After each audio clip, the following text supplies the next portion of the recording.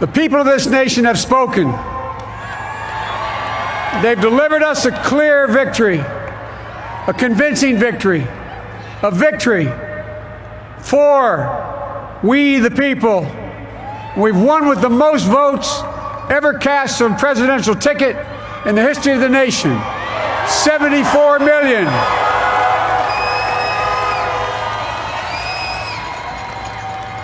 What I must admit has surprised me.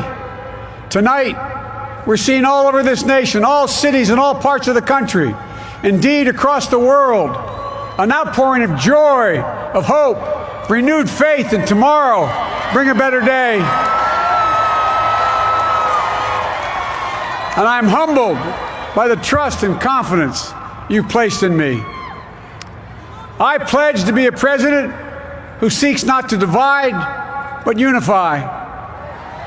Who doesn't see red states and blue states, only sees the United States. And work with all my heart, with the confidence of the whole people, to win the confidence of all of you. And for that is what America, I believe, is about. It's about people. And that's what our administration will be all about. I sought this office to restore the soul of America, to rebuild the backbone of this nation, the middle class, and to make America respected around the world again, and to unite us here at home. It's the honor of my lifetime that so many millions of Americans have voted for that vision. And now, the work of making that vision is real. It's a task, the task of our time. Folks, as I said many times before, I'm Jill's husband. And I would not be here without her love and tireless support of Jill and my son Hunter and Ashley, my daughter, and all our grandchildren and their spouses and all our family. They're my heart. Jill's a mom, a military mom, an educator, and she has dedicated her life to education. But teaching isn't just what she does, it's who she is. For American educators, this is a great day for y'all. You're going to have one of your own in the White House. And Jill's going to make a great First Lady. I'm so proud of her.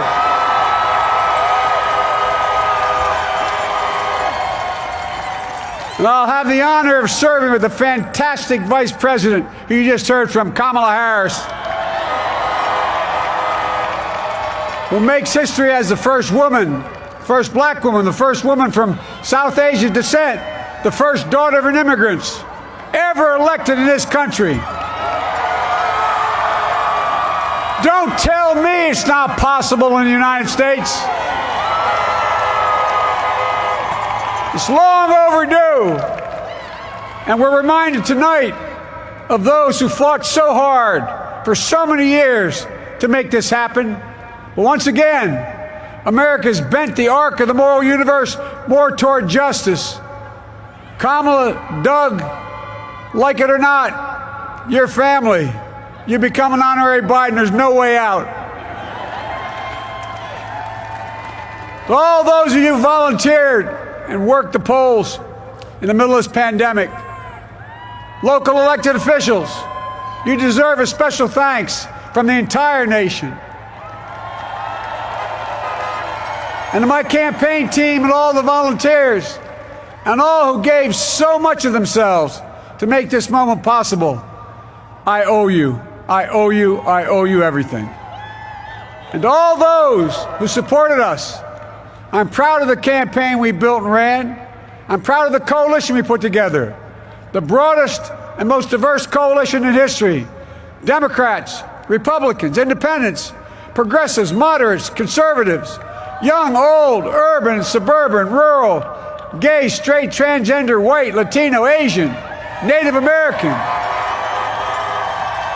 I mean it, especially for those moments. And especially for those moments when this campaign was at its lowest ebb, the African American community stood up again for me. You've always had my back, and I'll have yours. I said at the outset, I wanted to represent this campaign to represent and look like America. We've done that. Now that's what I want the administration to look like and act like. For all those of you who voted for President Trump, I understand the disappointment tonight. I've lost a couple times myself, but now let's give each other a chance.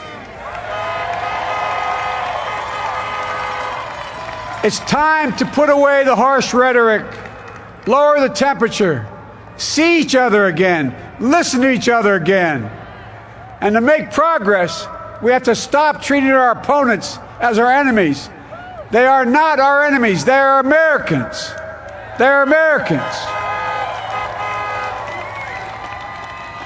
The Bible tells us to everything there is a season, a time to build, a time to reap and a time to sow, and a time to heal. This is the time to heal in America.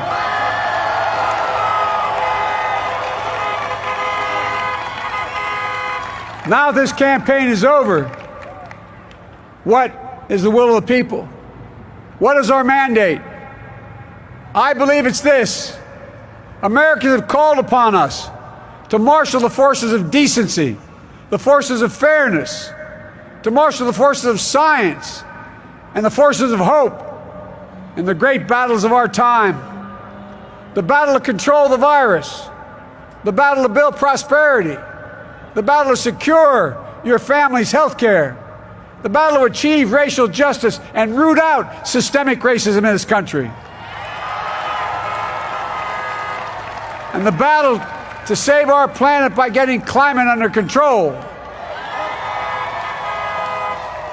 the battle to restore decency, defend democracy, and give everybody in this country a fair shot. That's all they're asking for, a fair shot.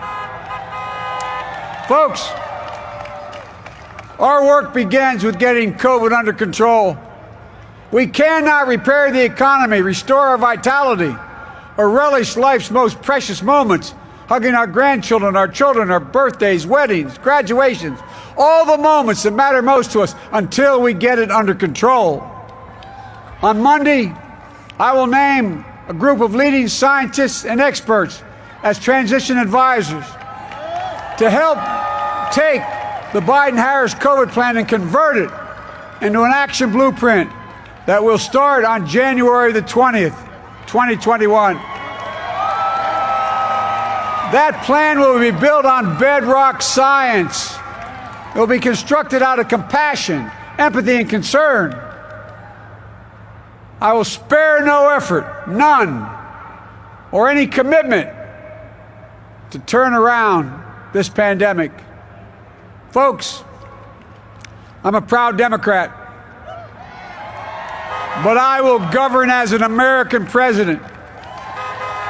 I'll work as hard for those who didn't vote for me as those who did.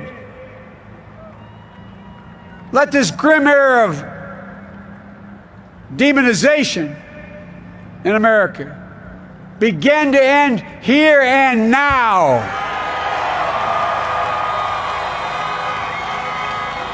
The refusal of Democrats and Republicans to cooperate with one another, it's not some mysterious force beyond our control. It's a decision, a choice we make. And if we can decide not to cooperate, then we can decide to cooperate. And I believe that this is part of the mandate given to us from the American people. They want us to cooperate in their interest. And that's the choice I'll make.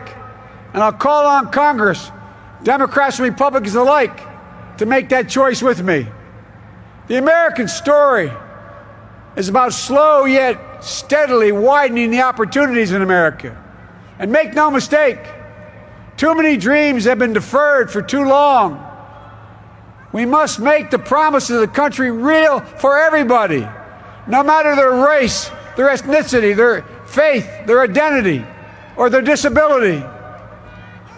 Folks, America has always been shaped by inflection points, by moments in time where we've made hard decisions about who we are and what we want to be. Lincoln in 1860, coming to save the Union.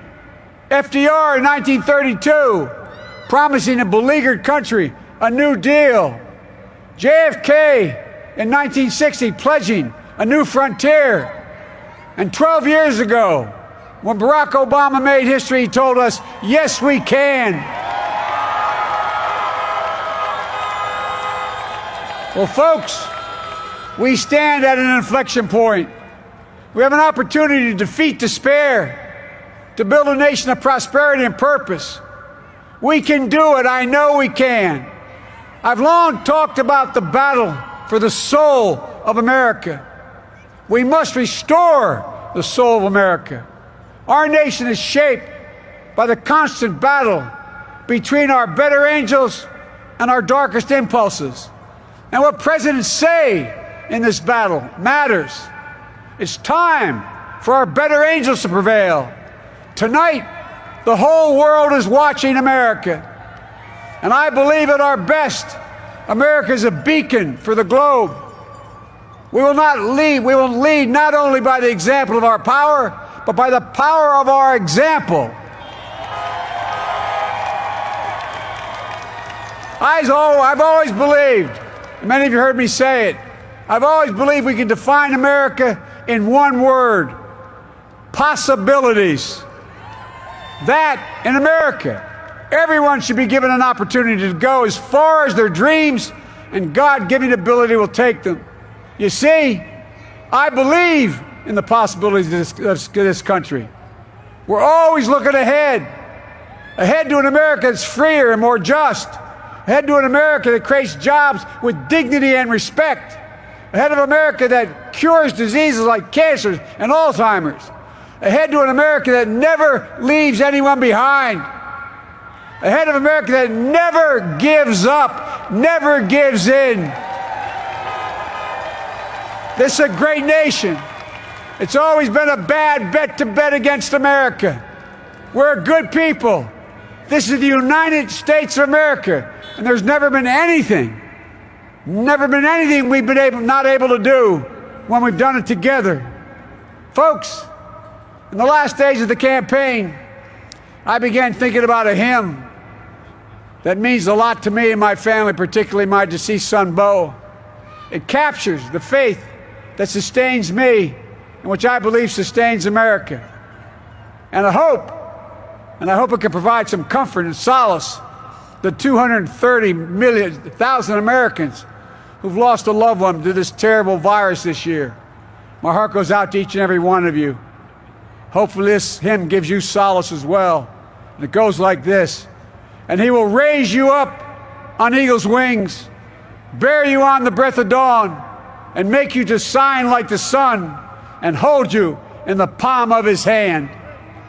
And now together, on eagle's wings, we embark on the work that God and history have called upon us to do. With full hearts and steady hands, with faith in America and in each other, with love of country, a thirst for justice, let us be the nation that we know we can be. A nation united, a nation strengthened, a nation healed. The United States of America, ladies and gentlemen, there's never been anything we've tried we've not been able to do. So remember, as our grandpapa used to say when I walked out of his home when I was a kid up in Scranton, he said, "Joey, keep the faith." And our grandmother, when she was alive, she yelled, "No, Joey, spread it. Spread the faith." God love you all. May God bless America, and may God protect our troops. Thank you, thank you, thank you.